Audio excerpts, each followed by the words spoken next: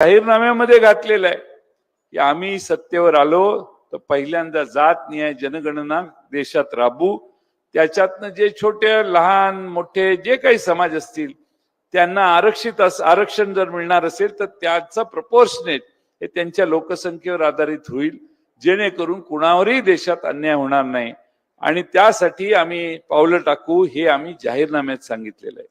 आम्ही जाहीरनाम्यात असंही सांगितलेलं आहे की गरीबातल्या गरीब घरातल्या महिलेला वर्षाला 1 लाख रुपये देण्याची व्यवस्था सरकार करेल. का करेल तर उद्याच्या जेवणाची भ्रांत कुठल्या महिलेला पडता कामा नये, चिंता वाटू नये की उद्या जेवण काय करायचं.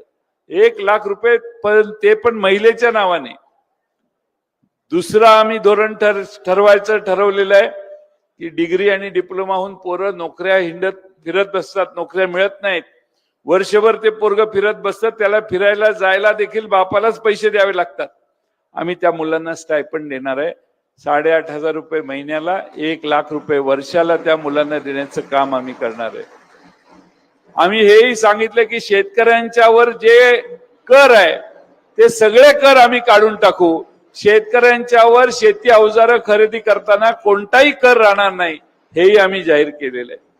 अनेक अशा गोष्टी केलेल्या आहेत की जेणेकरून आपल्याला खात्री येईल की आपल्या जीवनात मागच्या 10 वर्षात जे अनर्थ या भारतीय जनता पक्षाने तयार केलेले आहेत ते सगळे अनर्थ दुरुस्त करू आणि एक चांगलं राज्य भारतामध्ये निर्माण करण्याचं काम करू, जे बंधुता, सामाजिक दृष्ट्या समतोल असणारं, सर्व जाती धर्मांना एकत्रितपणे ठेवणारं असा राज्य देशात चालवण्याचं काम आम्ही सगळे करू.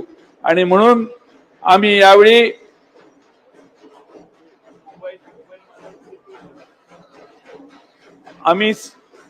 आदरणीय पवार साहेब आले आहेत, टाळ्याच्या कडकडाटात आपण त्यांचं स्वागत करावं.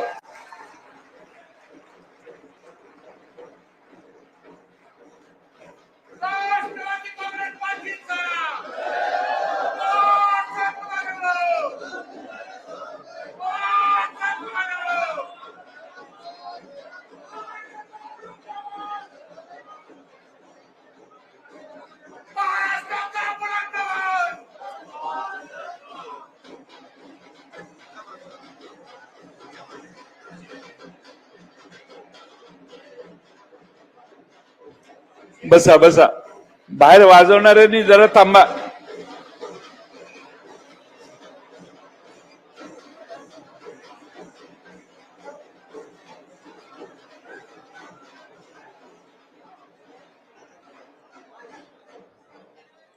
आणि म्हणून आपण मतदान करताना या 5-10 वर्षात आपलं जे नुकसान झालंय त्याचा अभ्यास करा.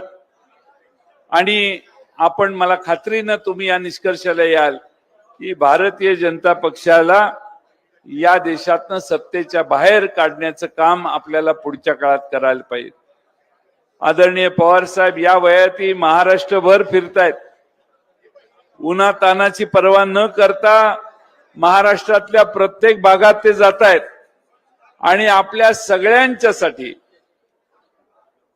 या राज्यातल्या जनतेसाठी अथकपणाने ते परिश्रम करतायत. ते जिथं जात आहेत तिथं हजारोच्या संख्येनं लोक गोळा होत आहेत.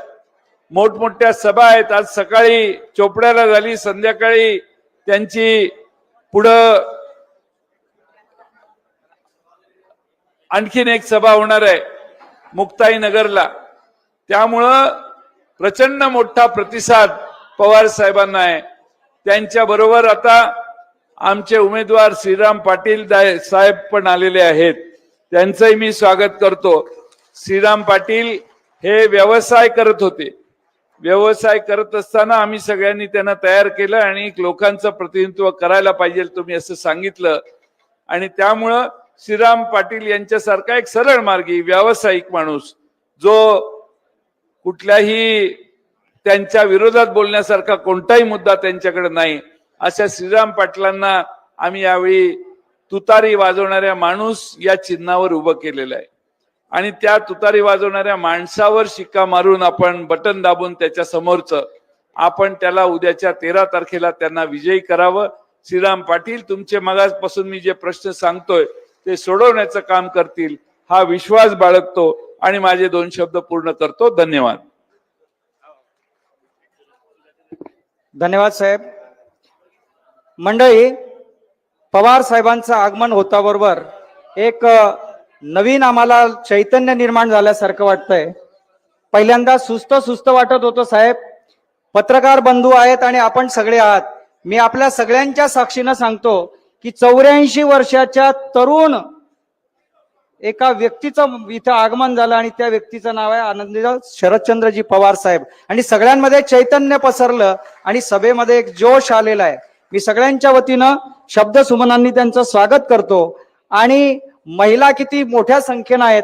पवार साहेबांनी महिलांच्यासाठी जे धोरण आखलंय ते सगळ्यांना माहित आहे. म्हणून महिलांच्या प्रतिनिधी म्हणून प्रतिभाताई शिंदे यांना मी विनंती करतो की ताई, आपण महिलांच्या प्रतिनिधी म्हणून जोरदार टाळ्यांच्या गजरामध्ये पवार साहेबांच्या समोर आपण मनोगत व्यक्त करावं.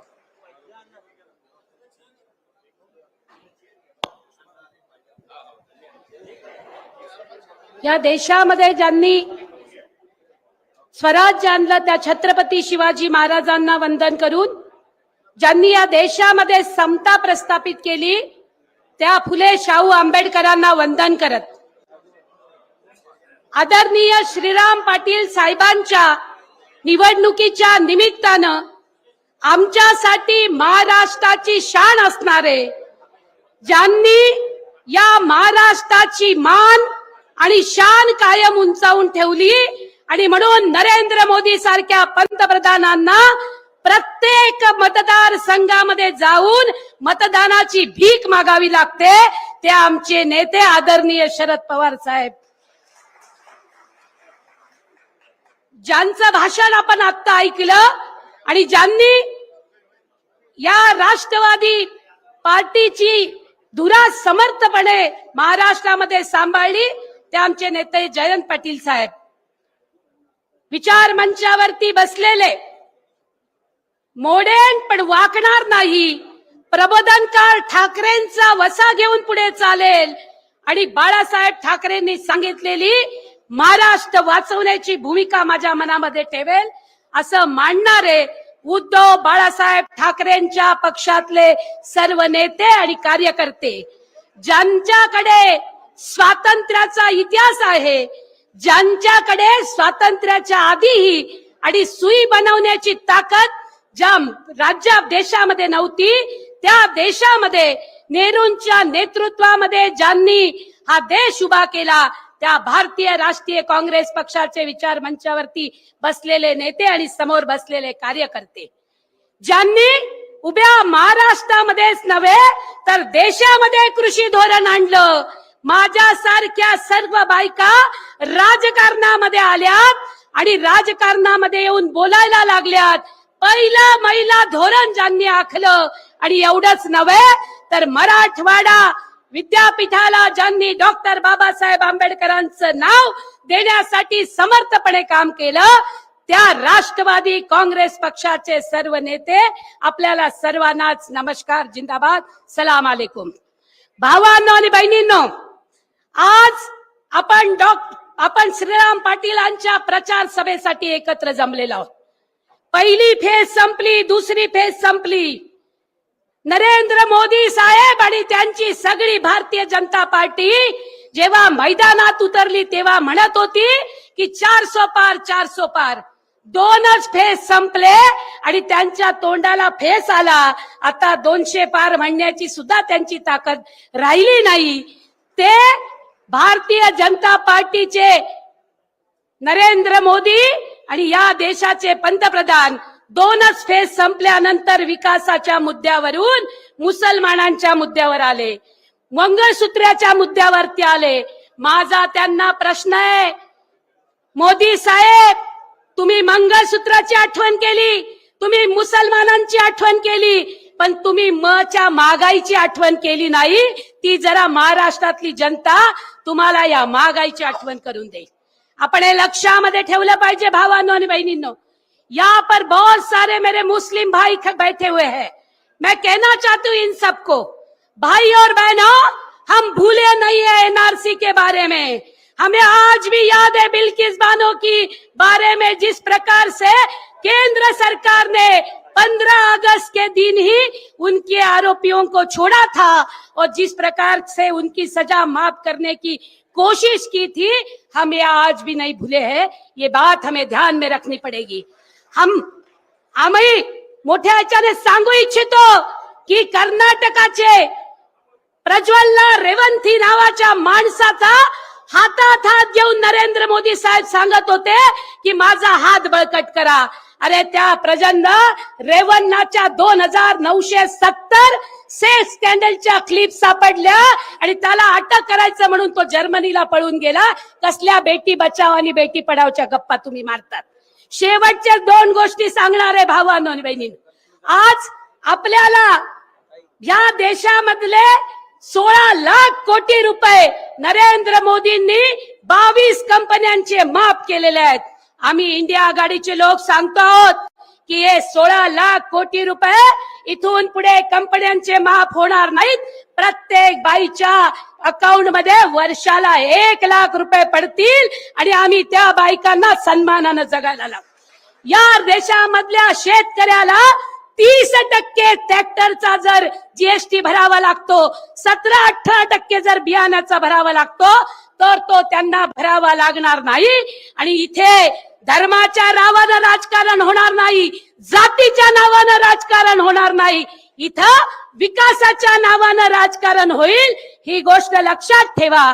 आणि म्हणून शेवटचं माझी एक मैत्रीण सांगते ते सांगते, इथे भुसावळचा प्रश्न आहे। या भुसावळच्या जवळ दीपनगरच्या इथे रक्षाताईंना तिथली रक्षा कधीच दिसली नाही। तिथल्या शेतकऱ्याचं पीक कायम करपत गेलं।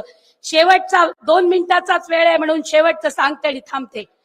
बोकडाला कापून करतो त्याला मटन पार्टी म्हणतात, कोंबडीला कापून खातो त्याला चिकन पार्टी म्हणतात, केक कापून खातो त्याला बर्थडे पार्टी म्हणतात, माणसांना मारून खातात त्याला भारतीय जनता पार्टी म्हणतात। त्याला भारतीय धन्यवाद ताई। आपल्या सगळ्यांच्या साक्षीने मी सांगतो की संतोष भाऊंचं आगमन होण्यापूर्वी आणि ही ताकद मिळण्यापूर्वी प्रत्येकाच्या मनात प्रश्न होता, साहेब हा हॉल भरेल का? पण आता पाहिल्यानंतर माझ्या मनात प्रश्न आलाय की हा हॉल आता पुरेल का? आणि आपण सूचना केली की हा डी झोन आपल्या सुरक्षेसाठी असतो, पण कार्यकर्त्यांवर आपण प्रेम करतात, कार्यकर्ता दूर असू नये म्हणून साहेबांनी मला सूचना केली की माझ्या कार्यकर्त्यांना इथे समोर बसवा। याला म्हणतात माणसं जोडणारा माणूस, याला म्हणतात मोठा माणूस। आणि मोठी माणसं अशी असतात त्याचं प्रत्यंतर साहेबांनी आपल्याला दिलेलं आहे। मी आदरणीय साहेबांना विनंती करतो की आपण थोर पुरुष छत्रपती शिवाजी महाराज आणि भारतरत्न डॉक्टर बाबासाहेब आंबेडकर यांना माल्यार्पण करावं, कारण शिवाजी महाराजांनी मराठ्यांचं मन आणि मनगट तयार केलंय, ते जाणते राजे होते। आपणही कैवारी आहात, शेतकऱ्यांचे देशाचं नेतृत्व आहात, तेव्हा छत्रपती शिवाजी महाराजांना आपण माल्यार्पण करावं। सगळ्यांनी उपस्थित राहावं। छत्रपती शिवाजी महाराजांचा। त्यानंतर भारतरत्न डॉक्टर बाबासाहेब आंबेडकरांनाही माल्यार्पण करतील।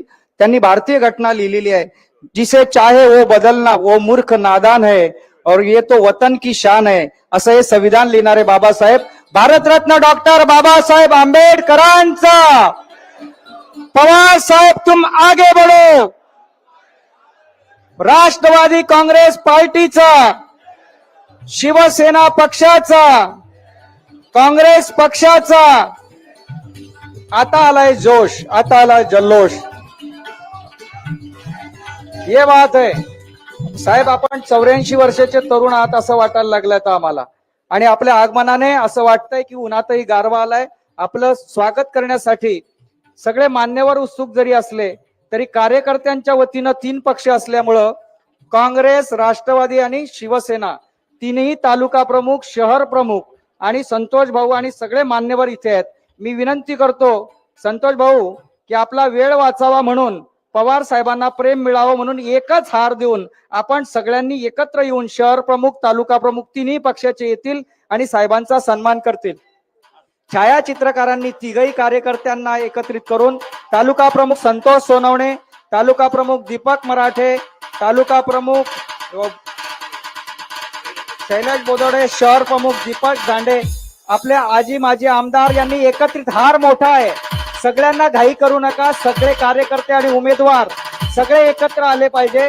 तीनही पक्षाचे कोणी घाईगर्दी करू नका. पवार साहेबांवर आपलं प्रेम आहे, कार्यकर्त्यांवर प्रेम आहे, तेव्हा सगळ्या पक्षाचे तालुका प्रमुख तिन्ही पक्षांचे या हारामध्ये साहेब आमचं प्रेम आहे, या फुलामध्ये आमचं प्रेम आहे. कारण आपण आपल्याला एक प्रेम देखील दिली जाणार आहे भेट. हे कार्यकर्त्यांचं प्रेम आपल्याला असंच मिळत राहो. कार्यकर्त्यांचं प्रेमाचं हे प्रत्येक साहेब एक विनंती आहे. एक चिमुकली आहे जिने आपलं स्केच तयार केलेलं आहे पेन्सिलने. इयत्ता 9वी मध्ये असताना ती चिमुकली आपल्याला ती स्केच भेट देते आहे. कृपया आपण त्या स्वीकार करावा. साहेबांना ती प्रतिमा द्यावी. मोठी माणसं प्रेम करतात पण चिमुकली मागे नाहीत साहेब.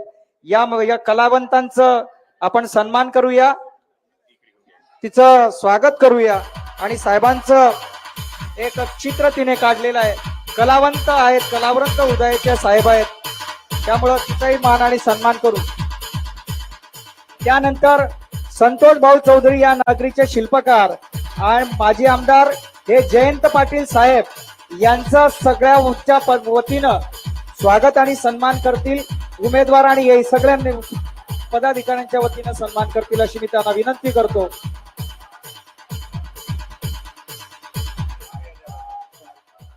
एक प्रतिमा साहेबांना दिली जाते. साहेब हे कार्यकर्त्यांचं प्रेम आहे. आपण माणसं जोडणारे आहात, त्यामुळे ही सगळी आपल्यावर प्रेम करणारी माणसं. जोरदार टाळकऱ्यांच्या गजरामध्ये साहेबांना ही अनमोल भेट आपण देऊया आणि पुढच्या कार्यक्रमाकडे वळूया. यानंतर दलितांमध्ये आंदोलन पुरुष म्हणून ज्यांचं नावलौकिक आहे, आपली तोफ धडाडली पाहिजे, सुरुवात दमदार झाली पाहिजे, जगनभाई सोनवणे. आदरणीय साहेब, त्याचबरोबर भुसावळ नगरीचे शिल्पकार, भुसावळ नगरीची आन बान शान आणि या भुसावळ तालुक्यामध्ये ज्यांनी इतिहास घडून 1,00,000 मतं घेतली होती ते असे माझे मित्र आदरणीय संतोष भाऊ चौधरी आणि आदरणीय जयंतदादा पाटील साहेब आणि उपस्थित सर्व बीजेपीला जमिनीत गाडणारे सर्व संविधानवादी संविधान रक्षक सैनिकांनो, सर्वांना माझा नमस्कार. मित्रांनो, आज संविधान धोक्यामध्ये आहे आणि संविधान धोक्यामध्ये असताना एससी आणि एसटी आणि ओबीसीचं आरक्षण देखील आज धोक्यामध्ये आहे. अशा परिस्थितीमध्ये आमचे रिपब्लिकन नेते, आमचे बहुजनवादी नेते काही ओपन उघड या ठिकाणी भारतीय जनता पार्टीच्या मांडीला मांडी लावून या ठिकाणी बसतायत. त्याचबरोबर काही बहुजनवादी नेते हे छुपे या ठिकाणी भारतीय जनता पार्टीला मदत करतायत. जेव्हा या ठिकाणी हे संविधान विरोधी भूमिका घेणारा भारतीय जनता पार्टी सोबत हे येतात, ज्या वेळेस हे भारतीय जनता पार्टी आरक्षण विरोधी भूमिका घेते आणि त्यांना हे मदत करतात. गेल्या 30 वर्षापासून रिपब्लिकन आंदोलनामध्ये मी या ठिकाणी काम करतोय, परंतु ही भूमिका मला या ठिकाणी संविधान विरोधी भूमिका आवडली नाही. ज्या डॉक्टर बाबासाहेब आंबेडकरांनी 1927 ला मनुस्मृतीचं दहन केलं, ज्या डॉक्टर बाबासाहेब आंबेडकरांनी मनुस्मृती जाळली, राष्ट्रीय स्वयंसंघाला 1925 मध्ये 1925 ला स्थापन झालेली राष्ट्रीय स्वयंसंघ तिला 2025 मध्ये म्हणजे पुढच्या वर्षी या ठिकाणी 100 वर्ष पूर्ण होणार आहे. 400 पार तुमचा बापाचा राज आहे का 400 पार? म्हणून या ठिकाणी यांना मनुस्मृती जाणण्याचा बदला घ्यायचा आहे आणि मनुस्मृती जाणण्याचा बदला घेण्यासाठी यांना 400 पार पाहिजे. म्हणून या ठिकाणी भीमस्मृती जे डॉक्टर बाबासाहेब आंबेडकरांनी 140 कोटी जनतेचं लिहिलेलं संविधान आहे, ते संविधान यांना या देशामध्ये बदलायचं आहे मित्रांनो. म्हणून जागृत राहायचं आहे. या ठिकाणी आज सभा झाली डॉक्टर बाबासाहेब आंबेडकर ग्राउंडवरती. उद्या मी श्रीरामदादा पाटील यांच्यासाठी बहुजन एकता महामेळावा ठेवलेला आहे. त्या सभेमध्ये लग्न मंडप होतं, लग्न मंडप. त्या लग्न मंडपामध्ये मुक्ताई नगरचे आमचे बाकीचे इतर नेते त्यांच्या आशीर्वादाने त्या ग्राउंड मध्ये लोक पाठवण्यात आली. या जामनेर तालुक्यातून त्या ठिकाणी त्या ग्राउंड मध्ये लोक पाठवण्यात आली, तरी लग्नामध्ये जशी गर्दी होते त्याच्यापेक्षाही कमी गर्दी आजच्या या सभा फेलमुळे या ठिकाणी झालेली आहे. मित्रांनो, आपण सर्वांना माहिती आहे. श्रीरामदादा, तुमच्याकडे आमची अपेक्षा आहे की ज्या वेळेस जळगाव जिल्ह्यामध्ये मी 11 ठिकाणी रेल रोको आंदोलन केलं, या ठिकाणी खासदार रक्षा खडसेंनी आम्हाला या ठिकाणी मरायसाठी सोडलं. ज्या वेळेस जळगावची झोपडपट्टी हटवली, या भुसावळची झोपडपट्टी हटवली, RPF, GRP, police force, military सोबत हा मर्द मराठा छत्रपती शिवबांचा मावळा जगनभाई सोनवणे लढवा, त्यावेळेस रक्षाताई खडसे कुठे तोंड लपत होत्या? तेव्हा का नाही आले आमच्या झोपडपट्टीच्या रक्षणासाठी रक्षाताई तुम्ही? आणि रक्षाताई खडसे तुम्ही त्यावेळेस कुठे दिसला नाहीत? यावेळेस वरणगाव फॅक्टरीच्या कामगारांसाठी आम्ही रस्त्यावरती आलो, या ठिकाणी कामगारांचं जन आंदोलन केलं. दीपनगर मध्ये 35 वर्षापासून कामगार चळवळ आम्ही चालवतो. वरणगाव फॅक्टरीचे कामगारांना उद्ध्वस्त करणारं धोरण नरेंद्र मोदीच्या सरकारने राबवलं. अरे या ठिकाणी आपण सर्वांनी लक्षात घेतलं पाहिजे, जे शेतकरी आपल्या अधिकार हक्कासाठी दिल्लीमध्ये एकत्र आले, त्या शेतकऱ्यांचा 1000 शेतकऱ्यांचा मुद्दा या नरेंद्र मोदीच्या सरकारने पाडला. त्याचा बदला घेण्यासाठी आम्हाला एकत्र यावं लागणार. मित्रांनो, शेतकऱ्यांच्या रक्ताने लाल झालेलं एक कमळ आहे.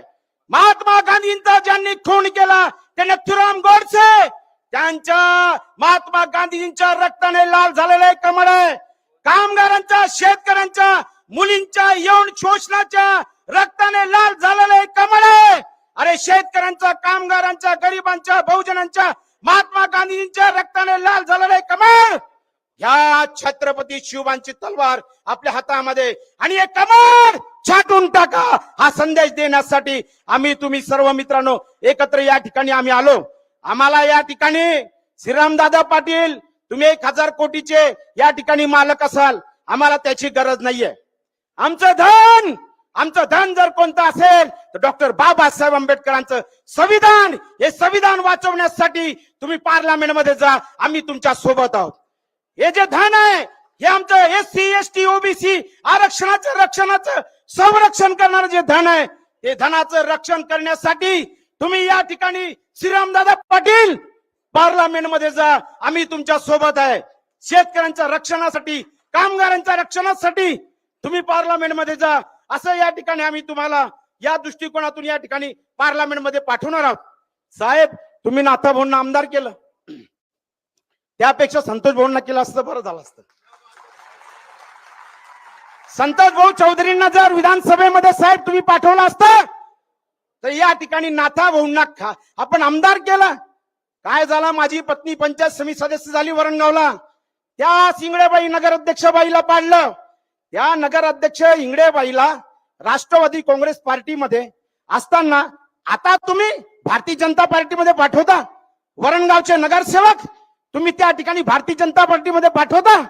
अरे तुम्ही या ठिकाणी अडचणीमध्ये असाल नाथा भाऊ, तुमची अडचण आम्ही समजू शकतो, परंतु तुम्ही शरद पवार साहेबांच्या आणि आमच्या सारख्या राष्ट्रवादी काँग्रेस पक्षाच्या सैनिकांच्या पाठीमध्ये खंजीर खुपसतायत. तुमचं गचकरण आता चालू देणार नाही आम्ही. तुम्ही पडद्या मागून काही करा, तुम्ही राजकारण करा, गचकरण करा, पण या ठिकाणी नाथा भाऊंना चॅलेंज देतो की तुमची सुनवाई आता पार्लमेंटमध्ये जाणार नाही. त्या ठिकाणी जातील आमचे आदरणीय श्रीरामदादा पाटील साहेब. आम्ही तुमच्या सोबत यासाठी जुडलो, एका दलित, एका पीडित, एका शोषित, मी झोपड्यात राहणारा माणूस, वंचित घटकातला माणूस, या ठिकाणी तुम्ही मला आमदारकी दिली. अरे वंचितांचे कोण नेते आहेत, बहुजनांचे कोण नेते आहेत, शेतकरी, कष्टकरी, कामगार, बहुजनांचे कोण नेते आहेत? एकच नेता आमचे साहेब, आदरणीय साहेब. साहेब, भविष्यामध्ये तुम्ही आमच्या आमदार संतोष भाऊ चौधरींना संपूर्ण ताकद द्या, आम्ही देखील संतोष भाऊ चौधरींना पूर्ण ताकद देऊ. या ठिकाणी थांबतो आणि जाता जाता एक गोष्ट सांगतो, देशात काय चालू आहे. सुबह की धूप को ये रात बना सकते हैं, सुबह की धूप को ये रात बना सकते हैं, हर तरफ ये जंग के हालात बना सकते हैं. इनकी सियासत पे भरोसा न करो दोस्तों, ये हर तरफ एक नया गुजरात बना सकते. जय जिजाऊ, जय शिवराय, जय भीम, जय संविधान, जय राणाजी, जय मल्हार, जय सेवालाल आणि जय हिंदुस्तान. धन्यवाद. साहेब, आपण नेहमीच म्हणता की संविधान बदलण्याचा घाट घातला जातोय. भीमजी ने लिखा ये बड़ी मेहनत से संविधान है, जिसे चाहे हो बदलना वो मूर्ख नादान है. अरे ये तो बस वतन की शान है, ये तो बस वतन की शान है. संविधान कोणी बदलू शकत नाही, एवढी ताकद याच्यामध्ये आहे. आणि पवार साहेबांचं तेच म्हणणं आहे. यानंतर काँग्रेसचं प्रतिनिधित्व करणारे काँग्रेसचे जिल्हाध्यक्ष आदरणीय प्रदीपजी पवार हे आपल्याशी संवाद साधतील.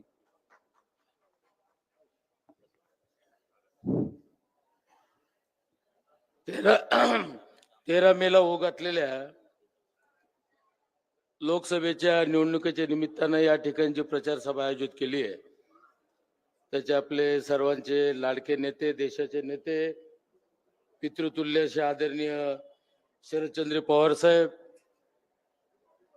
राष्ट्रवादी शरद पवार गटाचे प्रांताध्यक्ष आपले नेते जयंत पाटील साहेब, भुसावळ नगरीचे संतोष भाऊ चौधरी, माजी पालकमंत्री सतीश अण्णा देवकर आप्पा, महाराष्ट्र प्रदेश युवक काँग्रेसचे आपल्या काँग्रेस कमिटीचे उपाध्यक्ष बंटी भैया, आमच्या अल्पसंख्याकांचे मुनवरभाई,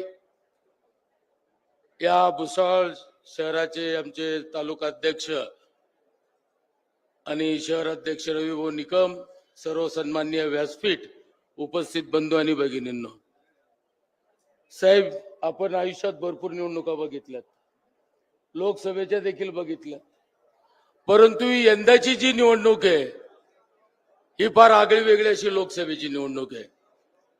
ही निवडणूक साहेब संपूर्णपणे लोकांनी हातात घेऊन टाकली. इथे नेत्याचं काम नाही, कुठल्या कोणाचं काम नाही. आज जे उमेदवार म्हणून श्रीराम पाटील साहेब या ठिकाणी भेटलेत, आज या माणसाने उन्हातानामध्ये साहेब 300-350 गावं गल्ली गल्ली गल्लीमध्ये आम्ही फिरून पाहतोय. जेवण करायचं असं दुपारच्या वेळेस जेवण करतात, अर्धा तास गाडीत झोपतात, आणि आम्हाला आता आश्चर्य लाज वाटायला लागली की हा माणूस इतक्या पद्धतीनं कस काय प्रचार करू शकतो. बऱ्याच गोष्टी बोलण्यास झाल्या, बेरोजगारीचा प्रश्न, महागाईचे प्रश्न, जीएसटीचे प्रश्न, शेतकऱ्यांचे प्रश्न, अनेक प्रश्न. मी त्याच्या खोलात जाणार नाही, कारण की तुम्हाला ते सगळे चांगल्या पद्धतीनं माहिती आहेत. साहेब आपल्याकडे बघितल्यानंतर एक लहानपणाची गोष्ट आम्हाला आठवते. एक चांगला कसलेला पंचकृषीतला मोठा पैलवान होता साहेब, आणि जो कोणी मोठा पैलवान असतो तो आपला शागिर्द नक्की तयार करत असतो.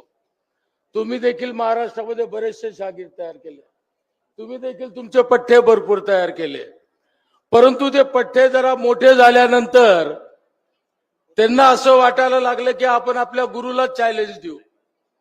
म्हणून एक पठ्ठा आपल्या त्या पैलवानांना चॅलेंज करतो की पुढच्या रविवारी तुम्ही माझ्याशी कुस्ती खेळा. आता पैलवान जे असतात ते विचार करता आपल्या पठ्ठ्याशी काय कुस्ती खेळायची साहेब. म्हणून रविवारी सकाळी हे पैलवान महाशय आपल्या घराच्या बाहेर बसून एक मोठी वाटी घेऊन तिला घासत बसतात, आणि त्या पठ्ठ्याला चिंता पडते की हे पैलवान असं काय करतायत. त्याची माणसं पाठवतो, चौकशी करतो, आणि तो विचारतो की हा काय प्रकार आहे, पैलवान वाटी का घासत बसले. तर त्यावेळेस ते सांगतात की हा माझा वाटीचा डाव आहे. तो पैलवान ज्याने आव्हान दिलं असतं साहेब, तो रविवारी मैदानात उतरत नाही. आखाड्यात आल्यावर आपल्या गुरुचा, आपल्या पैलवानाच्या पाया पडतो. तो म्हणतो की मला माफ करा, पण मला वाटीचा डाव दाखवा. साहेब हा वाटीचा डाव तुम्ही दाखवणार आहात त्यांना, आणि त्यांना आयुष्यभर तो वाटीचा डाव कळणार नाही. त्यामुळे साहेब सगळा महाराष्ट्र नव्हे देश आपल्याकडे वेगळ्या मोठ्या अपेक्षेनं पाहतोय. आमचे नेते माननीय राहुलजी गांधी आणि आमच्या अखिल भारतीय काँग्रेस कमिटीचे अध्यक्ष खरगे साहेब आणि आपण सर्वांनी पुढाकार घेऊन आज ज्या देशामध्ये इंडिया अलायन्स तयार केलेलं आहे, आज सगळी जनता, आज आपल्याला देशभराची रिपोर्ट येतात. परवा विदर्भाच्या निवडणुका झाल्या, आणि आपण जे म्हणतो की गडकरी त्यांची सुद्धा ती डोक्यात आली, अशा प्रकारची चेत विदर्भामध्ये चाललेली आहे. एक वातावरण इकडचं साहेब जळगाव जिल्ह्यातलं बदललेलं आहे. लोक पैंजण्या लावायला लागल्यात, जे तुम्ही 200-400 पार म्हणतायत. आता भाजप हद्दपार ही अवस्था संपूर्ण महाराष्ट्रात झाली, देशात झाली आहे, आणि या भाजपला देशातनं हद्दपार केल्याशिवाय राहणार नाही याची मला खात्री आहे. मी बरंच काही बोलू शकतो, परंतु साहेब फार मोठ्या आशा आपल्या इंडिया आघाडीकडनं आज सगळ्या जनतेला आहे. शेतकऱ्यांनी हाल भोगले, कापसाचे प्रश्न आपल्याला माहिती आहेत, टमाट्याचे प्रश्न माहिती, इथल्या जळगाव जिल्ह्यातला केळीचा प्रश्न सगळ्यांना माहिती आहे. त्याच्या खोलामध्ये मी जाणार नाही, परंतु एक गोष्ट आहे की लोकांनी निर्धार केलाय साहेब की कुठल्या परिस्थितीत या मोदीला आता घरी हद्दपार केल्याशिवाय पर्याय नाही. हे सामान्य लोकांना, शेतकऱ्यांना, कष्टकऱ्यांना, खास करून आमच्या महिलांना कळून चुकलंय. आज महिलांच्या आपण जो जाहीरनामा काँग्रेसच्या वतीनं, आपण इंडियाच्या आघाडी वतीनं दिलेला आहे, दर महिन्याला म्हणजे 8,500 रुपये, म्हणजे प्रत्येक महिलेला 1,00,000 रुपये देण्याचं आश्वासन इंडियाच्या आघाडीच्या वतीने करण्यात, आणि ते पूर्ण करण्याचं काम आमच्यासारखे सामान्य कार्यकर्ते उद्या करणार आहेत. असोच मी एकच शेवटी सांगीन की अतिशय वाईट परिस्थिती आलेली आहे. संविधान धोक्यामध्ये आलंय, लोकशाही धोक्यामध्ये आलंय. परवा तर आम्हाला कळालं की जो निवडणूक आयोगाचा जो राजमुद्राचं चिन्ह असतं, त्या ठिकाणी साहेब राजमुद्रा हटवून त्या ठिकाणी तर एम यायला लागले. एम लिहून येतंय. हा एम काय प्रकार आहे साहेब आम्हाला माहिती नाहीये. राजमुद्रा जिथे निवडणूक आयोग वापरत होता त्या ठिकाणी एमचा शब्द यायला लागलाय. आणि या सगळ्या गोष्टी म्हणजे आतापासूनच मोदी हुकुमशाहीकडे वाटचाल सुरू झालेली आहे. आणि कदाचित जर आपण आता डोळे उघडे नाही ठेवले, यावेळेस जर आपण विचार नीट नाही केला, तर पुन्हा या देशात निवडणुका होतील का नाही मला शंका आहे. मला माहितीये आपल्याला साहेबांचं मार्गदर्शन ऐकायचंय, परंतु एक गोष्ट जाता जाता सांगीन कि उठो जागो सचेत हो जाओ, उठो जागो सचेत हो जाओ, बिगुल खतरे का बसता है. उठो जागो सचेत हो जाओ, बिगुल खतरे का बसता है. अगर तुम नहीं जागोगे तो समझो साज मौत का अपने सर पे सजता है. जय हिंद, जय महाराष्ट्र. धन्यवाद साहेब.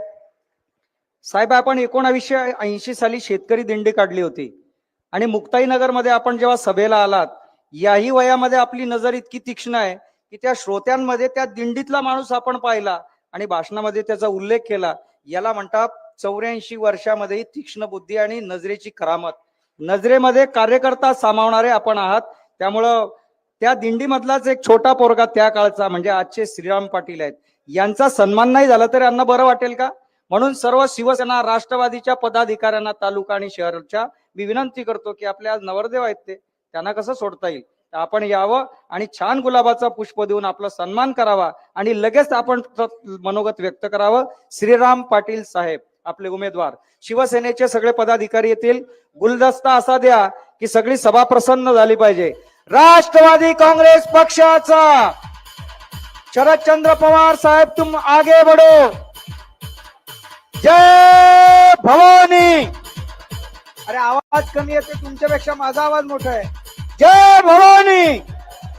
पवार साहेब तुम आगे बढ़ो. श्रीराम दादाच्या नावातच राम आहे, त्यामुळे त्यांना विनंती करतो की आपण या सगळ्यांशी संवाद साधावा. श्रीरामजी पाटील साहेब उमेदवार आपले.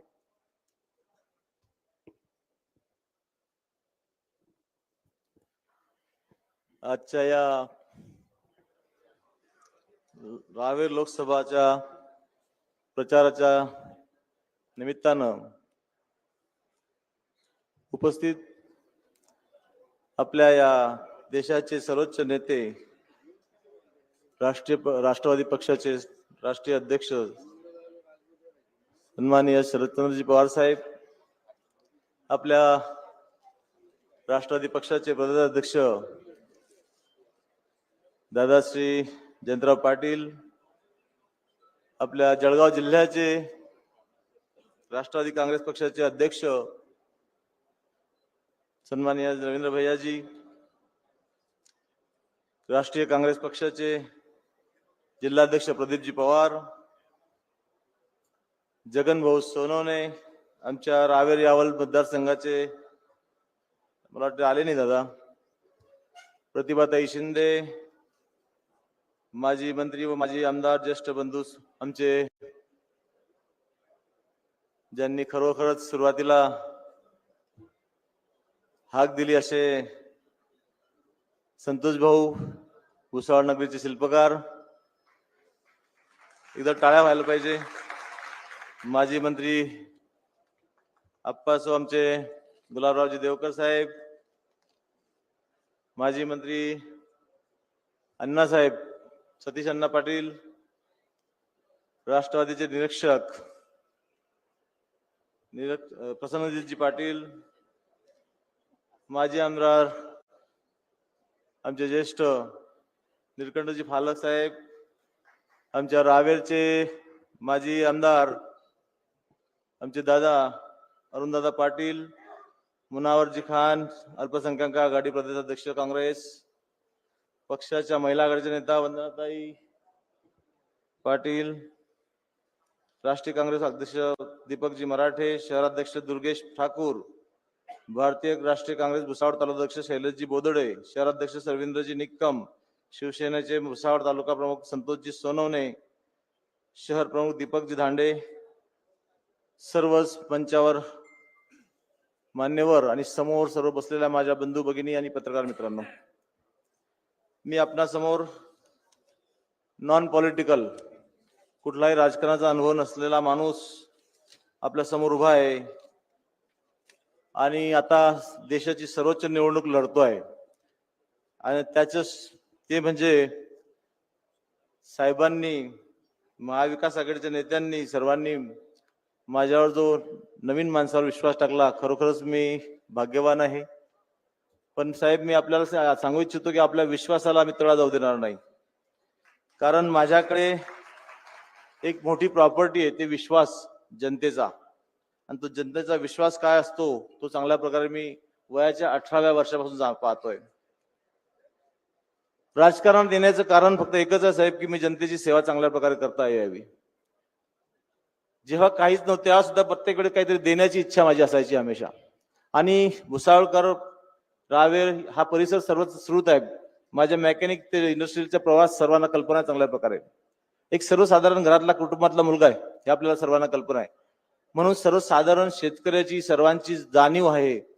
म्हणून हे प्रश्न मांडण्यासाठी समाजसेवेला शासनाची जोड मिळावी, त्या निमित्ताने मी या क्षेत्रात आलो. आणि त्यालाही कारण तसंच आहे, म्हणजे मी आलो म्हणण्यापेक्षा मला कुठेतरी ओळखलं गेलं म्हणून काही मंडळींनी, म्हणजे संतोष भाऊ असतील, आपले बाकीचे आपले राजू भाऊ असतील, दारा मोहम्मद असतील, नंतर सतीश अण्णा, देवकर अप्पा, बाकी सर्व मंडळींनी साहेबांकडे किंवा जयंत पाटील साहेबांनी सर्वात पहिले मला 19 मध्ये हेलिपॅड वरती आपण चर्चा केली होती माझ्याशी. ही सर्व परिस्थिती अशी आली ना की म्हणजे काहीतरी ठरलेलं आहे माझ्या जीवनात की जनतेची सेवा कशी करायची, कशा पद्धतीने करायची आहे, काहीतरी त्याला चांगल्या प्रकारचं मोठं वळण द्यायचं आहे. पण तुम्हाला मी खरंच आश्वस्त करतो की आपण प्रामाणिकपणे काम करूया. मला बऱ्याच वेळा म्हणतात लोक की काहीतरी थोडंफार तुमचं अग्रेसिव्ह असायला पाहिजे. पण मला सांगावं लागेल आपल्याला की मला जसा आहे तसा जनतेने इथपर्यंत आणलेला आहे, जमिनीपासून इथपर्यंत आणलेला आहे. त्यामुळे प्रामाणिकपणेच काम करेल, कारण प्रामाणिकपणे केलेलं काम त्याला डर नसतो, कुठलाही घबराट नसते. जर तुम्ही 19-20 काम करत असाल किंवा प्रॉब्लेमॅटिक काम करत असाल तर त्याला घाबरावं लागते. पण मी तुम्हाला सांगतो, प्रामाणिकता अशी आहे की माणसाला डर निर्माण होऊ देत नाही. त्यामुळेच इथपर्यंत उभा आहे. पण मी तुम्हाला सांगतो, आपल्या भुसावळचे प्रश्न तुम्हाला कल्पना असेल, कित्येक वर्षापासून बघतो, आजही एकच डेव्हलपमेंट झाली मला वाटतं संतोष भाऊच्या काळात, मला वाटते. त्याच्यानंतर ते काहीच नाही कुठलेच. आजही मला वाटतं 8 ते 10 दिवसातून पाणी येते. फारक साहेब बरोबर आहे का? 8 ते 10 दिवसातून पाणी येते. किती दिवसातून पाणी येते? 15 दिवसातून. कुठेतरी विचार केला गेला पाहिजे. 15 दिवसातून पाणी येते म्हणजे काय करायचं, स्टोरेज करायचं. मी तर एका काही गावांमध्ये फिरलो साहेब, मी 350 गावं फिरलो, 300 ते 350 गावं फिरलो. काही गावांमध्ये अजूनही टाकी 40 रुपये टाकी, 100 रुपये टाकीने पाणी घ्यावं लागते. काय शोकात ती काय साहेब, किती वर्ष झालेत. ठीक आहे, तुम्ही म्हणतात इतक्या वर्षानंतर इतके वर्ष काय केलं, पण 4-10 वर्ष काय केलं. मी माझ्या प्रतिनिधीला विचारेल, माझ्या लोकसभा प्रतिनिधी विचारेल, तुम्ही कधी विचार केला का हो, कुठल्या गावात जाऊन विचारलं का तुमच्या समस्या काय? कधी ज्या लोकसभेमध्ये तुमचे 4-5 आमदार असतील, 6 आमदार असतील, त्यांना बसवून कधी विचारलं का की आपल्या पुढच्या ह्या मतदारसंघाचं नियोजन काय करायचं आहे, काय डेव्हलपमेंट करायची आहे का कुठलं विजन? कधी आपल्याकडे महिलांसाठी महिला आमच्या ताई महिला आहेत, त्यांनी कधी महिलांसाठी प्रश्न विचारले का? तुमच्याकडे कधी सभा घेतल्यात का छोट्या मोठ्या? सांगा ताई साहेब, कोणी घेतलं का कधी? मला सांगा की एवढं निष्क्रियपणाचं काम, त्याला कारणही तसंच आहे. कुठलीच मेहनत करावं लागत नाही, निवडून देतो आपण. कारण याच्यात जातीपातीचं जे धोरण टाकतात ना, त्यामध्ये फोडाफोडी करतात ना, त्यामुळे त्यांना रेडीमेड मिळते. मी असं म्हणेन तुम्हाला, आता जो मोठो चालू आहे, हा सर्व जो चालू आहे ना, याला कंटिन्यू ठेवा. कुठलीही हवा येऊ द्या, कधीच त्याला वाहून जायचं नाही. वाटेल ते हवा येऊ द्या, तिला अशी दिवार टाका आपण ते म्हणतो कुठली जोड आहे ना सिमेंटची ती तशी दिवार टाका, कुठली हवा येऊ द्या, आम्ही जिथे तिथे राहणार आणि आम्ही मतदान फक्त तुतारी वाजवणाऱ्या माणसालाच करणार. साहेब माझ्याबद्दल काय काय झालं, आमचे भाऊ थोडेसे आता मोठ्या घरातल्या घरात राग असतो, भाऊंनी काय थोडस रागात दमी उमेदवार म्हटलं तर भाऊ त्यांनी पकडून घेतलं हो तुमचा शब्द, पण भाऊंनी क्लिअर केलं काल. पण हा राग असतो ना घरातल्या घरात. मी माझ्या स्टेटमेंट सुद्धा होता हमेशा की माझे मोठे भाऊ आहे, त्यांनी सर्व सुरुवात केलेली आहे, माझ्यावर तर राग नक्की जाईल. आणि भाऊंनी मला अगदी प्रेमाने गळा भेट दिली आणि आज तुम्ही बघता हे सर्व त्यांचं फलित आहे. पण डमी उमेदवार जर आहे तर मग तुम्हाला प्रचार करायला जाण्याची गरज काय, कशासाठी जातात? अहो इथे जिंकलो आपण. एवढ्या 35 वर्षाचं राजकारण करणारा माणूस एका डमी उमेदवारासाठी नवख्या उमेदवाराच्या समोर प्रचार करायला जातात म्हणजे तिथे जिंकलो.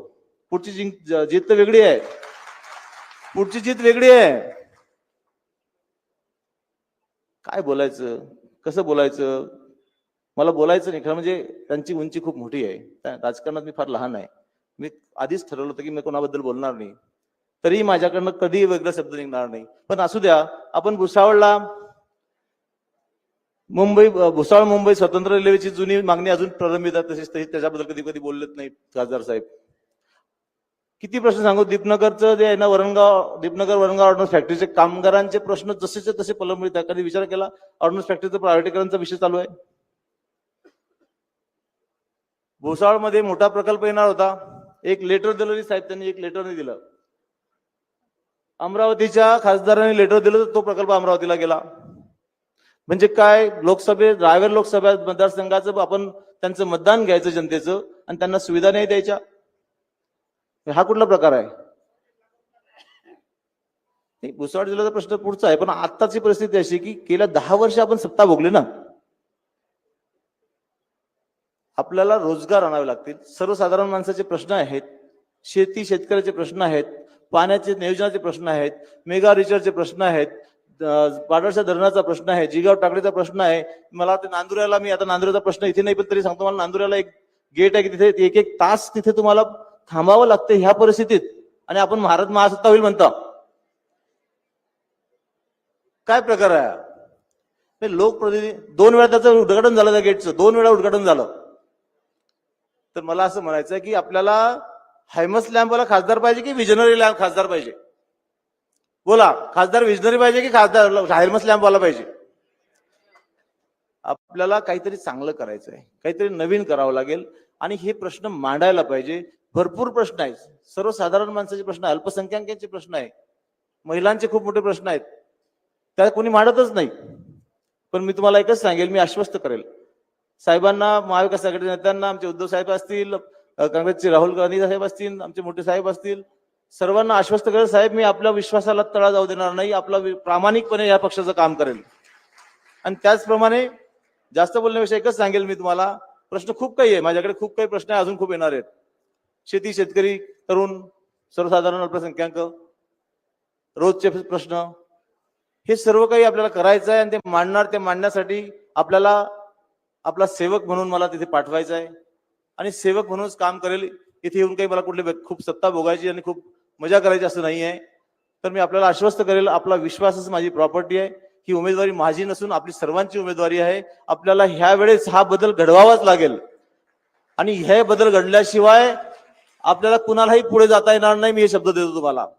हा बदल घडला तर भरपूर लोकांना पुढे जाता येईल. आपण गेल्या 35 वर्षात राजकारण बघताय, मला कुणाबद्दल बोलायचं नाही, पण तुम्हाला एकच आश्वस्त करेल, येणाऱ्या काळात आपले सर्व प्रश्न, सर्व जे काय असतील समस्या मी संसदेत मांडून त्याच्यावरती सोल्युशन काढेल, त्याच्यावरती पर्याय काढेल, त्याला रेंगाळत ठेवणार नाही. गेल्या कित्येक वर्षांपासून दरवर्षी प्रत्येक वर्षी तोच प्रश्न येतो, तेच आंदोलन होते, तेच सर्व काही होते.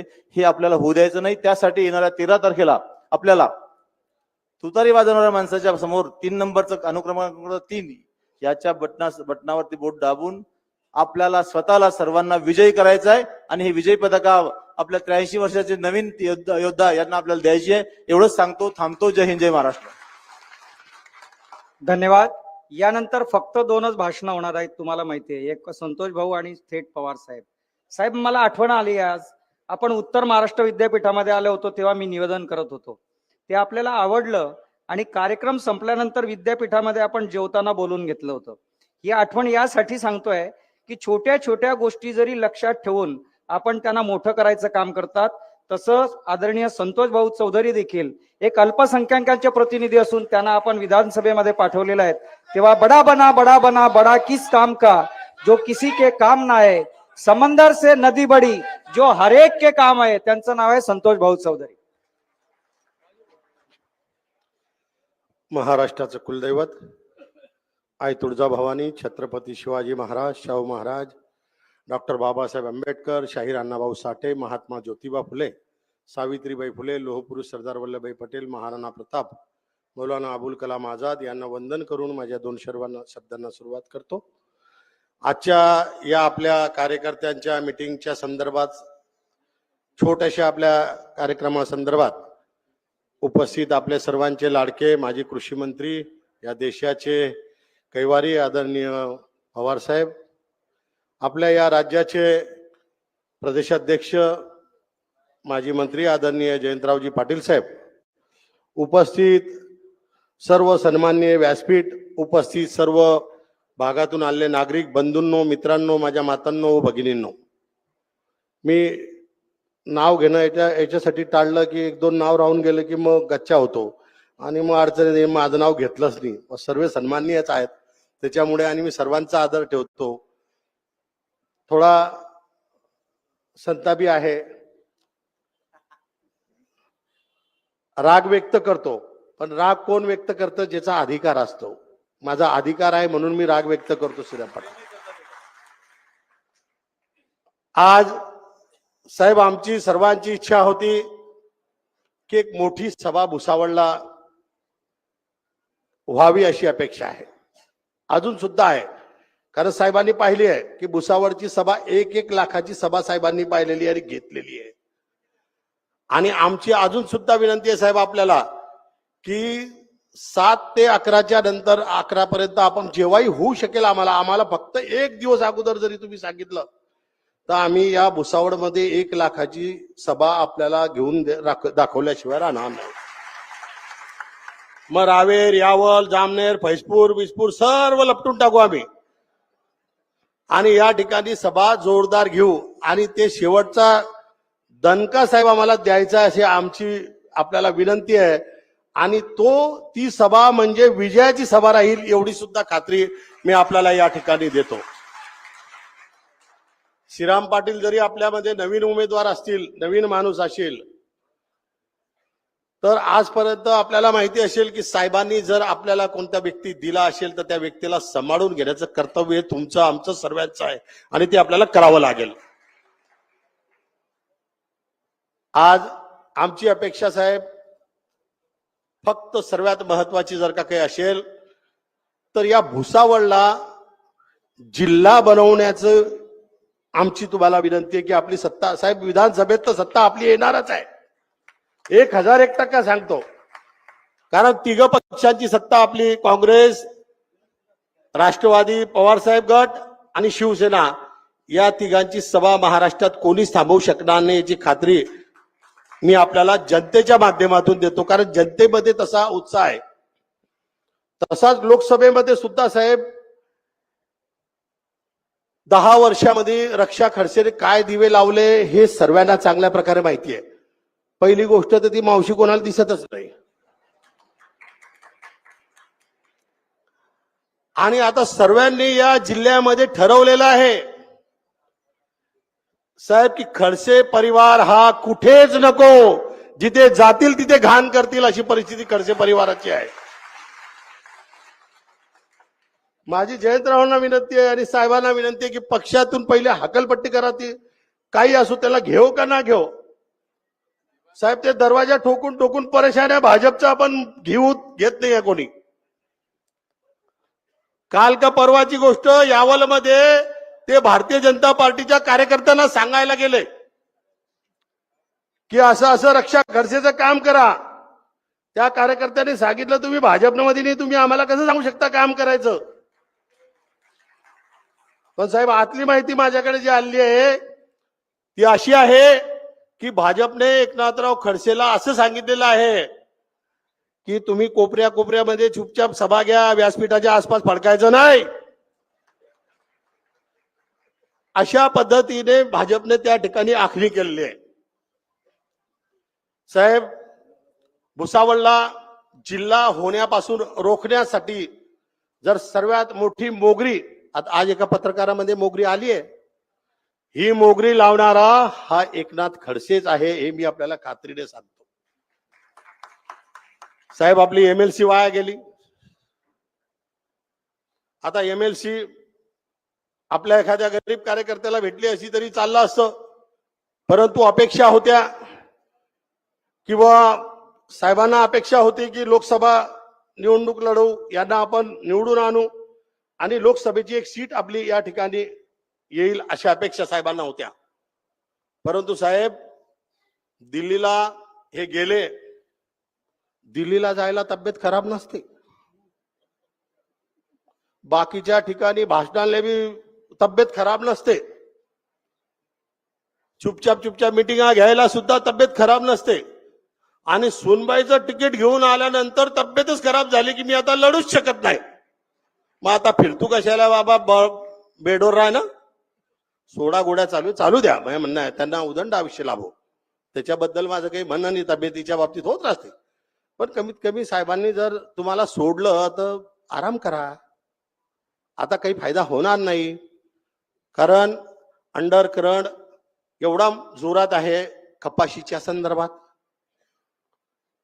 शेतकऱ्यांवर जो अन्याय होतोय त्याच्या संदर्भात, व्यापाऱ्यांच्या GST संदर्भात, कर्मचाऱ्यांच्या संदर्भात, मग ते केंद्राचे कर्मचारी असो का राज्याचे कर्मचारी असो, या सर्व आणि सर्वात महत्वाची गोरगरिबांमध्ये इतका की आता तुम्हाला माहिती नसेल की हे ज्या ज्या ठिकाणी फिरतायत यांच्याबरोबर 50 लोक सुद्धा फिरत नाही आहेत.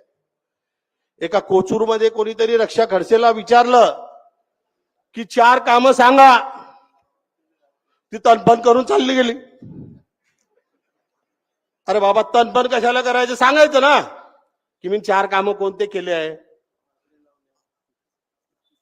ते 4 कामांमध्ये बाकडे आहे, या बाकीच्या गोष्टी ठीक आहे, परंतु कार्यकर्त्यांचा विचारण्याचा अधिकार आहे की तुम्ही 10 वर्षात काय केलं आणि 10 वर्षात काहीच नाही केलं. साहेब, एका भागात गटरी 3 दार, रस्ते बी 3 दार. साहेब, मला 15 वर्ष झाले आमदार नसताना, 15 वर्ष पूर्वीचे जे संतोष चौधरीने तुमच्या आशीर्वादाने कामं केले आहेत ते आज सुद्धा भुसावळमध्ये आणि भुसावळ तालुक्यात जिवंत आहे.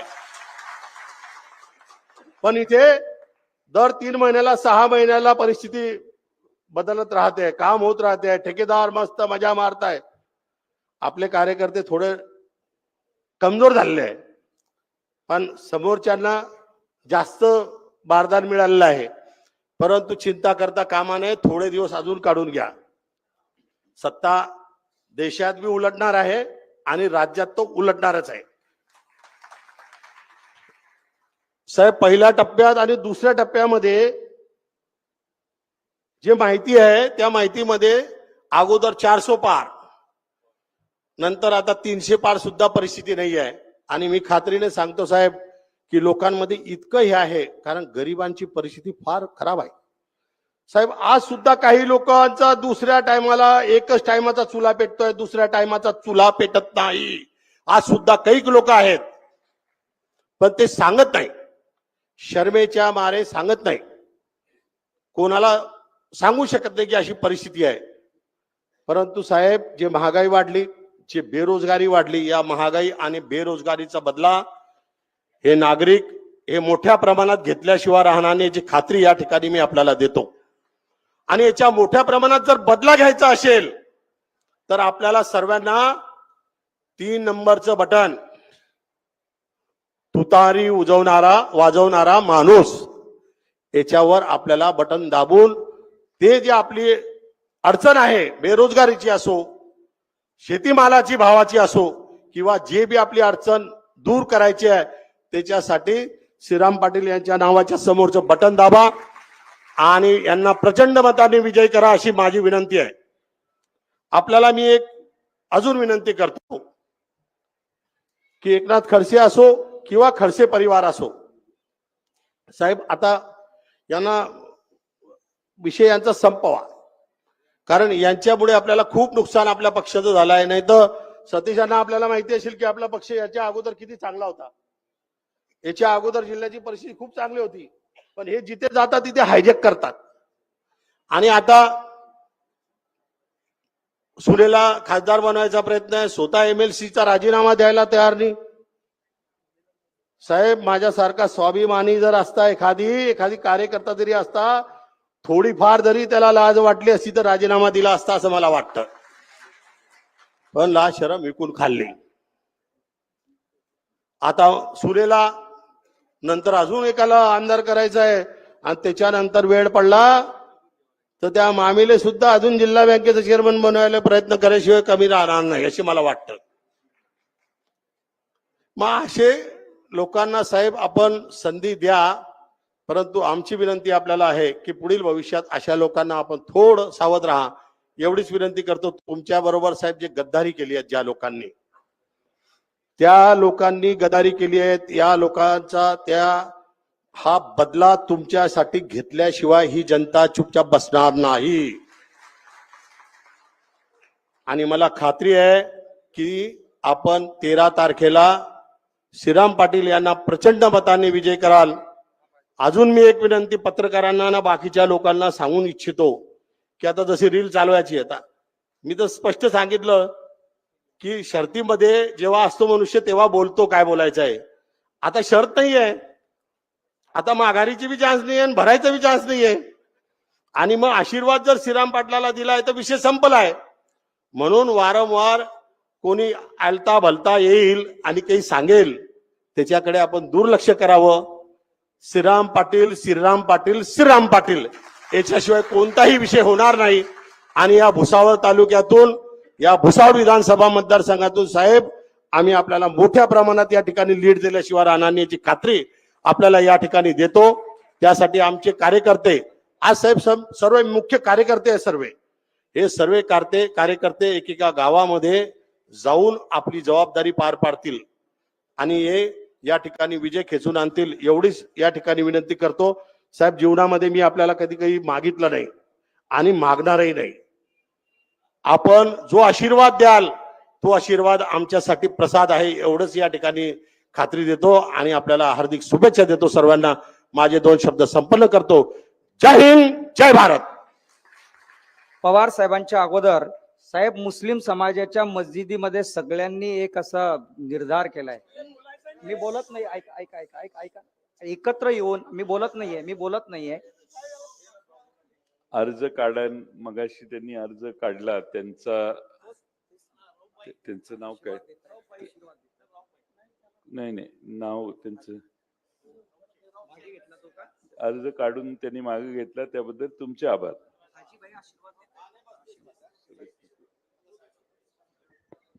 देशाच्या राजकारणामध्ये गल्लीपासून तर दिल्लीपर्यंत साहेबांनी माणसं जोडली, जोपासली आणि वाढवली.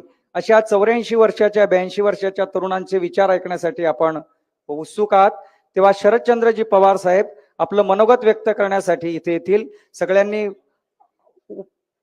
मनसोक्त त्यांच्या विचारांचा आस्वाद घ्यायचा आहे. शरदचंद्र पवार साहेब, तुम आगे बढ़ो.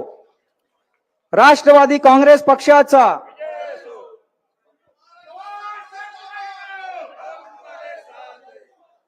यांचे आजच्याच विचार आपण ऐकले. हे राष्ट्रवादी काँग्रेस पक्षाचे राज्याचे अध्यक्ष आणि महाराष्ट्राचे माजी आयुक्त समिती जयंत पाटील, आपल्या सगळ्यांचे नेते आणि या शहरामध्ये विविध क्षेत्रामध्ये ज्यांनी मोलाची कामगिरी केली ते आपले माजी आमदार संतोषराव चौधरी, पक्षाचे जिल्ह्याचे अध्यक्ष रवींद्र पाटील, माजी मंत्री गुलाबराव देवकर, माजी मंत्री सतीशचंद्र पाटील,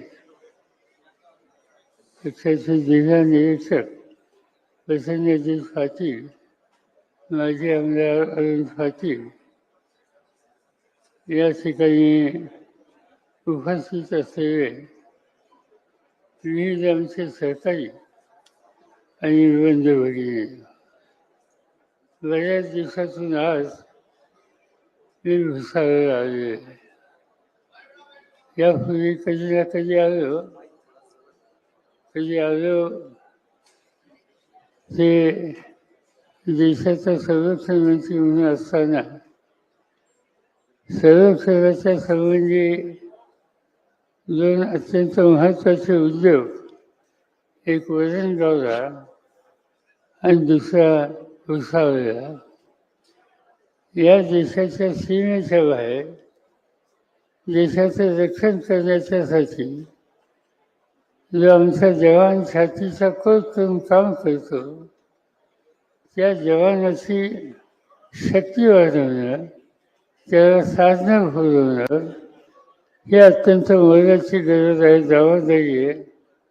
आणि ही जबाबदारी भुसावळमधून वरणगावमधून फार फायदे जाते. त्या कामाचा आढावा घेण्यासाठी कधी मी संरक्षण मंत्री म्हणून आलो होतो. भुसावळ म्हणजे जळगाव जिल्हा, आणि आम्हाला लोकांच्या अंतःकरणामध्ये जळगाव जिल्ह्याचं एक वेगळं स्थान. कारण देशाची स्वातंत्र्याची जी चळवळ झाली, त्या चळवळीमध्ये खानदेशाचं योगदान हे अतिशय मोठं होतं. आज सकाळी एके ठिकाणी बोलत असताना मी सांगितलं की स्वातंत्र्याच्या आधी समाजाला एकसंध करण्याचं ऐतिहासिक काम हे त्यावेळेच्या काँग्रेसच्या नेतृत्वाकडून होत होतं. त्यासाठी काँग्रेसची अधिवेशनं होती. पहिलं अधिवेशन मुंबईत झालं आणि नंतरच्या काळामध्ये अनेक अधिवेशन झाले. पण एक अधिवेशन असं होतं की ते ऐतिहासिक होतं, आणि ते ऐतिहासिक होतं त्याचं कारण ते कुठं मोठ्या शहरात नव्हतं, एका त्यावेळेच्या लहान शहरामध्ये होतं, आणि त्या गावाचं नाव फैजपूर. आणि फैजपूर हे ठिकाण या जळगाव जिल्ह्याचं अत्यंत महत्त्वाचं ठिकाण आहे. आणि फैजपूर अधिवेशनाचं वैशिष्ट्य हे की त्या अधिवेशनाला महात्मा गांधी हजर होते, पंडित जवाहरलाल नेहरू हजर होते, मौलाना अब्दुल कलाम आझाद होते. जे यांनी या देशाने देश घडवायला ज्यांचं योगदान आहे, असे मोठे मोठे नेते जळगाव जिल्ह्यात येऊन फैजपूरच्या अधिवेशनाच्या मार्फत सर्व देशाला स्वातंत्र्याचा संदेश देण्याचं ऐतिहासिक काम या जिल्ह्यातून, या फैजपूरमधून झालं. आणि म्हणून साहजिकच आहे, जळगाव जिल्हा असेल किंवा भुसावळ असेल, या सगळ्या भागाच्या बद्दल आम्हा लोकांच्या अंतःकरणामध्ये एक वेगळी जागा आहे. आणि मला आनंद आहे की आज लोकसभेच्या निवडणुकीच्या कालखंडामध्ये आज लोकशाहीच्या या मंदिरामध्ये जी निवडणूक होणार आहे, त्याला श्रीराम पाटील यांची उमेदवारी आम्ही आघाडीच्या सगळ्या लोकांनी मिळून ठरवली, आणि त्यांना मोठ्या मतांनी तुम्ही विजय करावं ही विनंती करण्याच्यासाठी आज मला भुसावळला येण्याची संधी मिळाली. ही निवडणुकीच्या तर जगाचं लक्ष आहे. एक 10-12 दिवसापूर्वी या निवडणुकीचा एके ठिकाणी नारळ फोडायचा होता. तो माझ्या मतदारसंघाचं ठिकाण होतं. त्या ठिकाणाचं नाव कन्हेरी. आणि मी अनेक निवडणुका लढलो, त्याची प्रत्येक निवडणुकीचा नारळ मी कन्हेरीला फोडतो. तिथे एक हनुमानाचं मंदिर आहे. आणि यावेळेस सुद्धा नारळ फोडायला आम्ही गेलो, काही हजार लोक त्या ठिकाणी होते. सहज सगळीकडे बघत होतो, एका कोपऱ्यामध्ये एक तरुण काही चिफन करत होता, उभा होता. तो काही ओळखीचा वाचला नाही. मी चौकशी केली की तो कोण दिसतोय. मला सांगण्यात आलं की अमेरिकेमध्ये न्यूयॉर्क टाइम्स नावाचं एक अतिशय प्रसिद्ध वृत्तपत्र आहे, त्यांचा तो प्रतिनिधी आहे. मला आश्चर्य वाटलं की कन्नडसारख्या लहान गावामध्ये न्यूयॉर्क टाइम्स जगाचं एक मोठं वर्तमानपत्र, ज्याचा प्रतिनिधी अमेरिकेतून येतो. कार्यक्रम संपला आणि मी त्यांना बोलून घेतलं. त्यांना विचारलं की इतक्या दूर तुम्ही आले कसे. ते म्हणजे की हा अत्यंत महत्त्वाचा सोहळा आहे. म्हणजे कसला सोहळा. त्यामध्ये यावेळेला भारताच्या लोकसभेच्या निवडणुकीकडे जगाचं लक्ष आहे. अमेरिकेसारखा मोठा देश आज या ठिकाणी काय होणार आहे, इथे नागरिक काय निर्णय घेणार आहेत, इथं कोणती राजवट येणार आहे, या संबंधी अत्यंत औत्सुक्यानं त्याची माहिती घ्यायचा प्रयत्न करतात. आणि त्यासाठीच अमेरिकेतून सुद्धा लोक त्या ठिकाणी आले. काल मी एके ठिकाणी पुणे जिल्ह्यात होतो. तिथे काही परदेशातले लोक होते. याचा अर्थ या लोकशाहीच्या संग्रामाला सगळ्या जगाचं लक्ष आहे. आणि त्या दृष्टीनं तुम्ही सुद्धा या निवडणुकीकडं पाहणं गरजेचं. त्याला एक कारण आहे की या निवडणुकीमध्ये एका बाजूने तुमच्या आमच्यासारखा हजारो लोकांचा हा समुदाय आणि दुसऱ्या बाजूने ज्यांच्या हातात 10 वर्ष देशाची सत्ता आहे, त्या मोदी साहेबांचं उद्या धोरण काय ठरणार, नक्की हे काय करू पाहतात, याचा विचार या संबंधीची माहिती जग जाणून घेते. मोदी साहेब देशाच्या कानाकोपऱ्यात चिंतात. त्यांचा अधिकार आहे लोकशाहीमध्ये, माझा काही नकार नाही त्यांना. पण करतात काय ते, जाऊन सांगतात काय. कुणी देशाची निवडणूक लढत असेल तो नेता उद्याच्या त्या देशात मी काय करणार आहे याबद्दलची मांडणी करण्याची त्यांची जबाबदारी. आज आमची अपेक्षा ही आहे की मोदींनी सांगावं की मी काय केलं, 10 वर्षात काय केलं. 10 वर्षाच्या पूर्वी 2014ला मतं मागण्याच्यासाठी ज्यावेळी ते गेले त्यावेळी त्यांनी काय केलं, त्याचं उत्तर त्यांनी हिशोब लेखाजोखा हा द्यायला हवा. मला आठवत आहे की त्यांची 2014 साली भाषणं होत होती.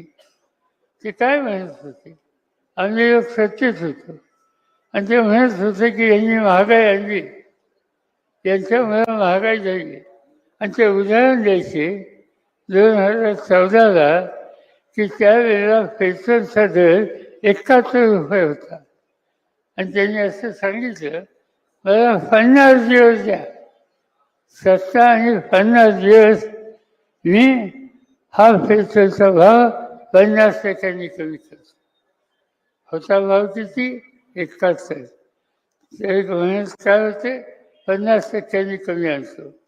हे म्हणून ही घोषणा करून आज 3650 दिवस झाले. त्यांचे 50 दिवसात करणार होतं. आता 3650 दिवस होऊन गेले. काय झालं भाव, त्यावेळेला 71 होता, आता 106 आहे. हे काय भाव कमी केला, तुम्ही भाव वाढवले. पेट्रोल हे काय फक्त श्रीमंतांच्या गाड्याची भाव नाही. एसटीने जाणारा जो कधी प्रवासी आहे तो एसटीने जातो, ती एसटी पेट्रोलने चालते, डिझेलने चालते.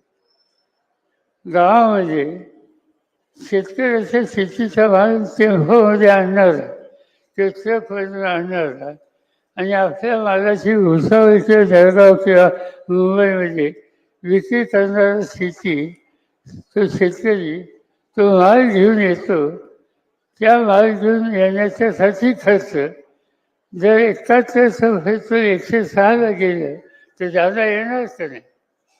एसटीचं तिकीट वाढणार का नाही?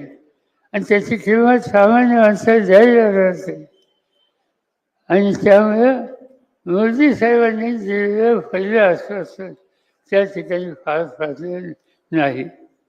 दुसरा प्रश्न होता, मोदी साहेबांनी 2014ला सांगितलं की माझ्या हातात सत्ता द्या. आज काँग्रेसच्या राज्यामध्ये सिलेंडरचा भाव हा वाढला आहे. त्यावेळेला तो 410 होता. माझ्या हातात सत्ता द्या मोदी म्हणजे हा भाव मी 50% कमी करतो, 50 दिवसात कमी करतो. आज काय भाव आहे? आमच्या भगिनी या ठिकाणी बसल्यात, त्यांना माहिती आहे की हा गॅसचा सिलेंडर जो पूर्वीच्या काळामध्ये 410ला मिळत होता त्याची आज किंमत 1160 आहे. आणि 2014 साली मोदींनी एक आणखीन सांगितलं महिलांना, त्यांनी विनंती केली की तुम्ही मतदार पहिल्यांदा त्या सिलेंडरला नमस्कार करा आणि मग जा. तेच सिलेंडर आज 410वरनं 1160 झालेलं. हे काही मोदी साहेबांचं धोरण महागाईला निमंत्रण देणार आहे का महागाई घालवणार आहे का वाढवणार आहे?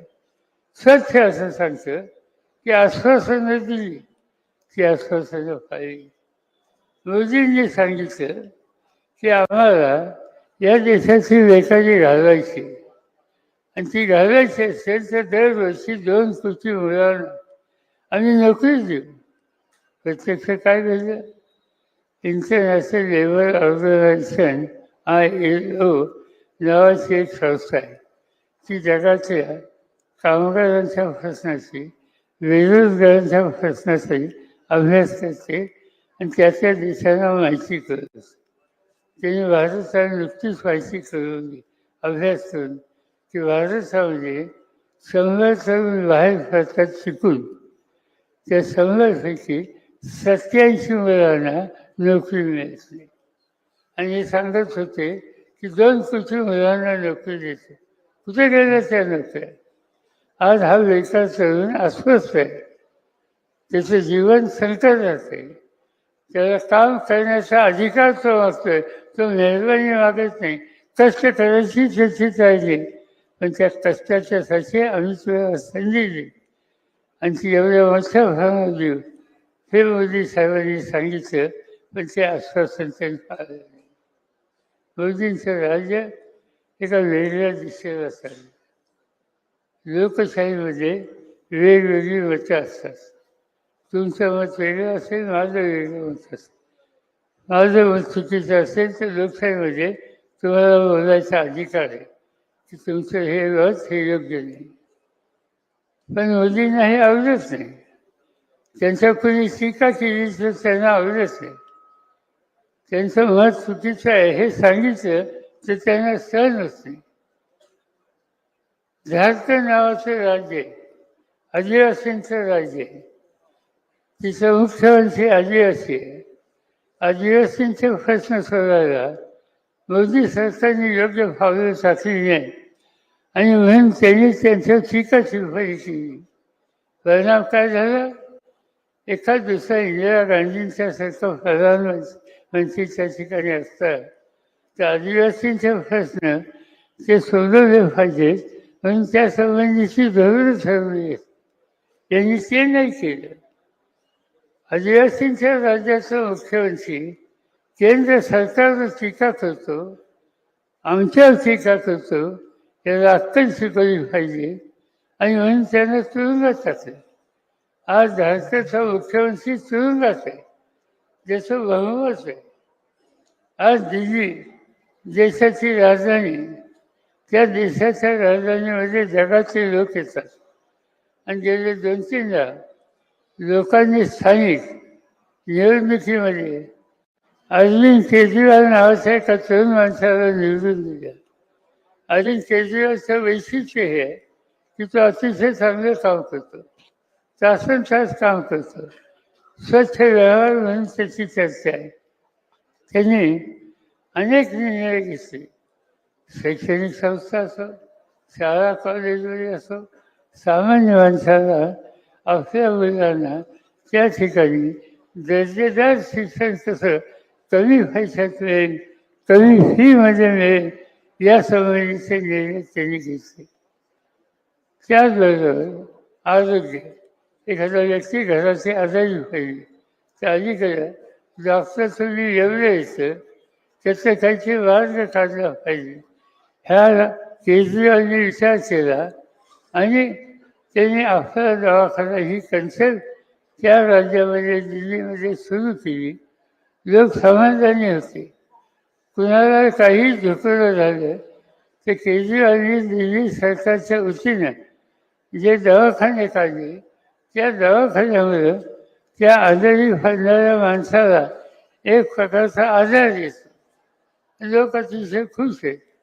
त्यांनी अशी जी कामं केली ती कामं बघायला देशातून तर लोक येतात, पण भारताच्या बाहेरचे सुद्धा विकसित देश आहेत तर हा कार्यक्रम बघायला त्या ठिकाणी येतात.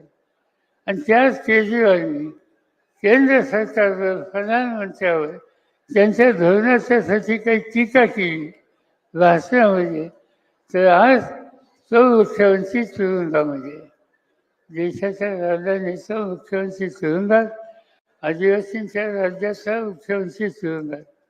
कुणासाठी राज्य चालत? या देशाच्या स्वातंत्र्याच्या लढ्यामध्ये हे भाजपवाले नव्हते, जनसंघवाले नव्हते, त्यांचा पक्षही नव्हता, पण काँग्रेस असेल आणि अन्य पक्ष या सगळ्या कामामध्ये होते. देशाच्या स्वातंत्र्यासाठी काँग्रेस पक्षाच्या वतीनं अनेकांनी खस्ता खाल्ली. आयुष्याचा उमेदीचा काळ हा तुरुंगामध्ये टाकला. महात्मा गांधी, जवाहरलाल नेहरू, अब्दुल कलाम आझाद अशा अनेकांनी या देशाला नेतृत्व दिलं. मोदी आणि त्यांच्या सरकारने याच्यात काही केलं नाही, पण मोदींनी हल्ली एक करायला सुरुवात केली की स्वातंत्र्याच्यासाठी ज्यांनी योगदान दिलं अशा लोकांचं टीका करायचं. मग ते कधी जवाहरलाल नेहरूंचं टीका करत, हल्ली ते राहुल गांधींचं टीका करतात, शहाजादा म्हणून उल्लेख करतात. कसं शहाजादा? जो करून देशाच्या लोकांचे प्रश्न समजून घेण्यासाठी कन्याकुमारीपासून काश्मीरपर्यंत चालत जातो, रस्त्याने भेटणाऱ्या प्रत्येक माणसाची बोलतो, त्याचं दुःख समजून घेतो आणि पुढे काय करता येईल याचा विचार करतो. असा एक नव्या पिढीचा स्वातंत्र्याच्या नंतरच्या काळात जन्मलेला आज काही करायला तयार आहे, करतो, तर त्याच्यासाठी त्याची चिंगलचावळी करायची. आज ते त्याची चिंगलचावळी करते, जवाहरलाल नेहरूंची चिंगलचावळी करते, काँग्रेसच्या नेतृत्वाची चिंगलचावळी करते, आम्हा लोकांची चिंगलचावळी करते. महाराष्ट्रात आल्याच्या नंतर त्यांना माझ्यावर आणि उद्धव ठाकरेंचं बोलल्याशिवाय चेंज करत नाही. त्यामुळे आम्ही म्हणतो काय हरकत नाही, आमच्या नावाचा तुम्ही सतत करताय हे लोकांना एकदा कळते याचा आनंद आहे. काही टीका करते. अमित शहा म्हणून त्यांचे सहकारी त्यांनी टीका केली की शरद पवार, उद्धव ठाकरे राम मंदिरात आले नाही. राम मंदिर आत्ता बांधलं, आम्हाला आनंद रामाचं मंदिर झालं, पण ते मंदिराचं काम पुरं झालं नाही अद्याप. आणि म्हणून आम्ही असं ठरवलं की जेव्हा मंदिराचं सगळं काम सुरू होईल आणि आपण जेव्हा उत्तर प्रदेशमध्ये जाऊ तेव्हा बघू. 5 दिवसाच्या पूर्वी मी तुळजापूरला होतो, भावानी मातेचं दर्शन घेतलं. 4 दिवसाच्या पूर्वी मी पंढरपूरला होतो, पांडुरंगाचं दर्शन मी घेतलं. त्या गावात गेल्याच्या नंतर अशा महत्त्वाच्या विभूतीचं दर्शन घेणं त्याला काही हरकत नाही, पण ज्या गावात आपण जाणारच नाही त्या गावात आपण गेलो नाही ती काही चूक केली. एका ठिकाणी मी विचारलं की तुमचं काय मत आहे. ते एका महिलेने उठून सांगितलं की रामाचं मंदिरचं पुढं करा, पण सीताई माई तिथे दिसत नाही. ज्यावेळेस सीता माई तिथे दिसेल त्याची प्रतिभा येईल त्यावेळेला आणि अगत्याने जाऊ. ही लोकांच्या मनातली कल्पना. पण सांगायचं तात्पर्य एवढं की महत्वाचे प्रश्न सोडवत नाही, त्याची मांडणी करत नाही. नाही त्या गोष्टी करून आपल्याला समाजकारणात, राजकारणात, प्रशासनामध्ये अफेर झालं. ते अफेर झाकायचं असेल तर केजरीवालवर टीका कर, दुसऱ्या कोणावर टीका कर, मंदिराच्या संबंधी असं बघ. या सगळ्या गोष्टी आज या देशाचे प्रधानमंत्री करतात. आणि निवडणूक ही जर आपल्याला देशाच्या भवितव्याच्यासाठी मजबूतीनं यशस्वी आहे असं वाटतं आणि ते वाटतं हे कृषीत आणायचं असेल तर आज मोदी साहेबांच्या विचाराचा, त्यांच्या सदस्यांचा, त्यांच्या उमेदवारांचा 100% पराभव करणं तुमची माझी सगळ्यांची जबाबदारी आहे.